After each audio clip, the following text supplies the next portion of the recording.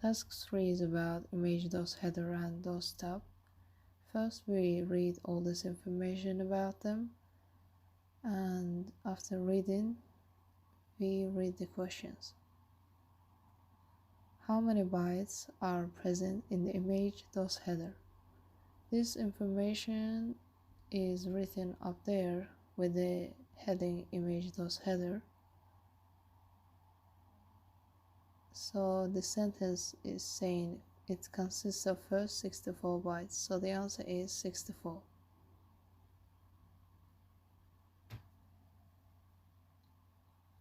The next question says, what does MZ stand for?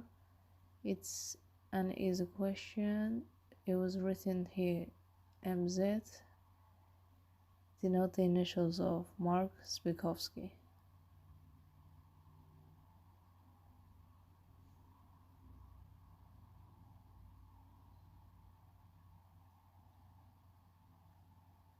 The next question says, in what variable of the image.header is the address of image entity header saved?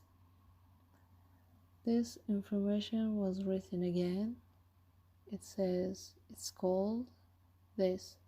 Let's just copy and paste it to the format.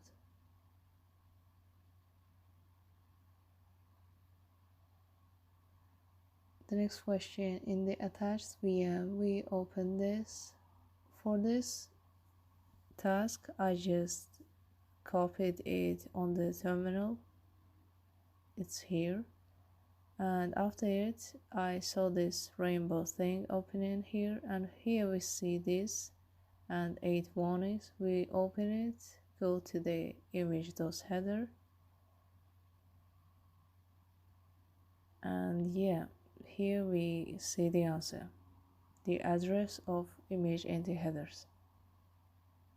So this will be our answer.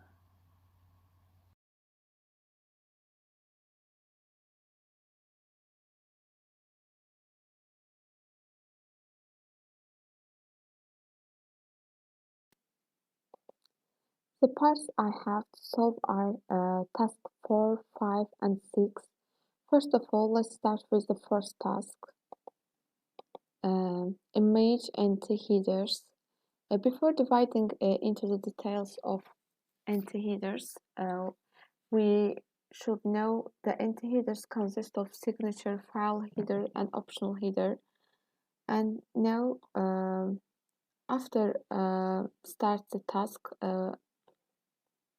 start virtual machine, and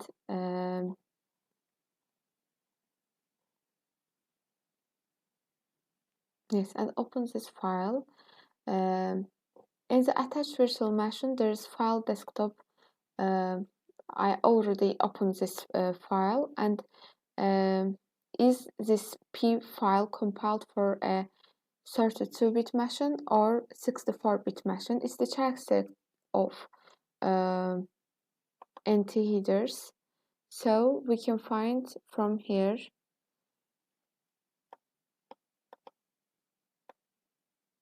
Yes, it's 32-bit machine.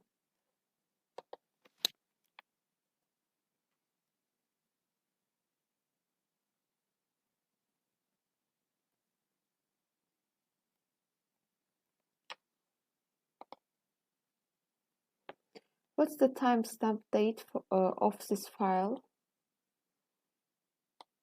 Now we find timestamp, time date stamp. Okay, it's here.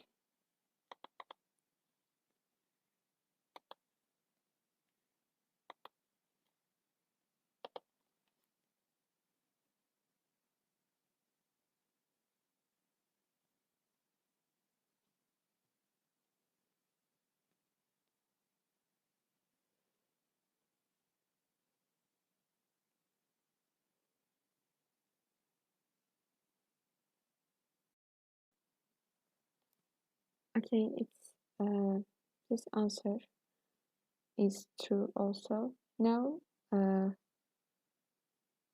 task 5. Which variable from the optional header indicates whether the file is 32-bit or okay?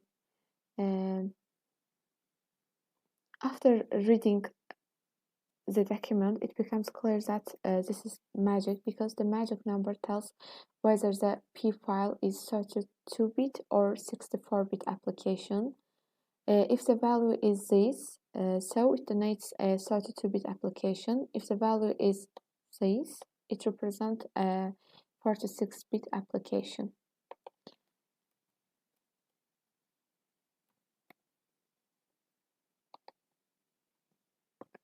What magic value indicates that the file is 64-bit application? I already answered this question.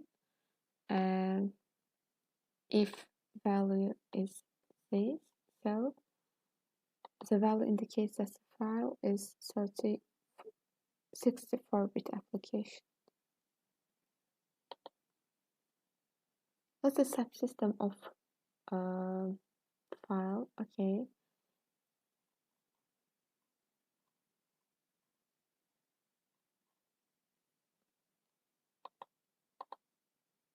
We can find from here subsystems.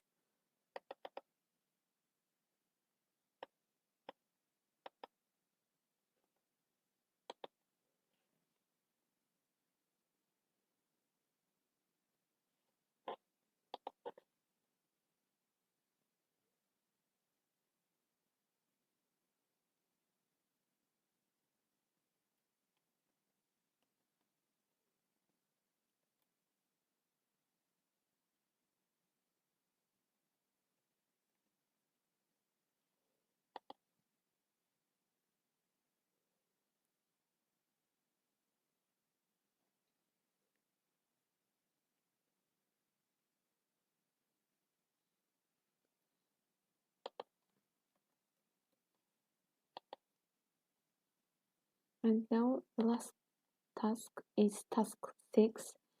How many sections does this file? Okay, image section 1.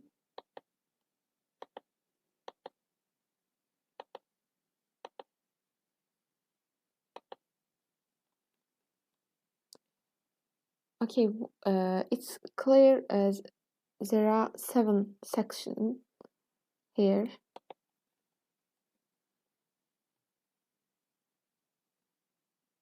What are the characteristics of this section? Open this section and find characteristic.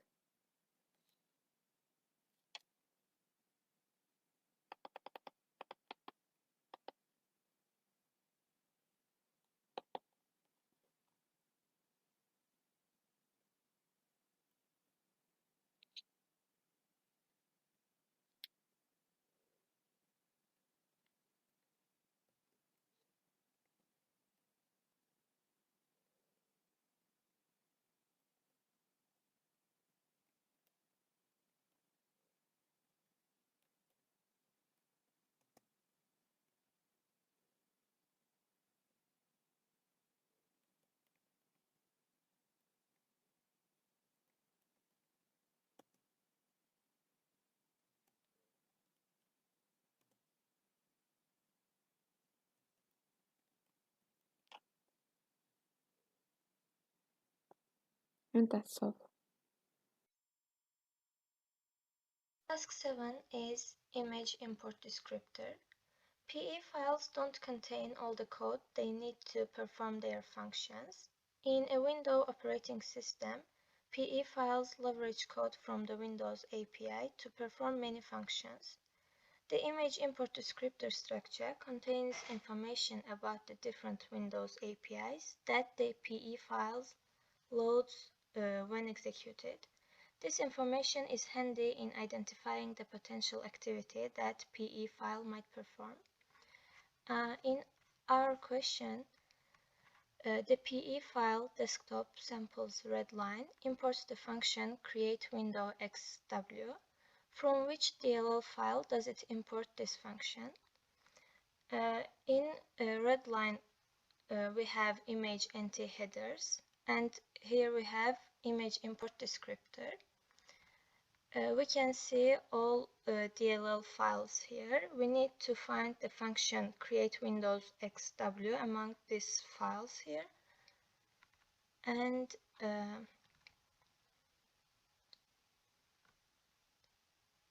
here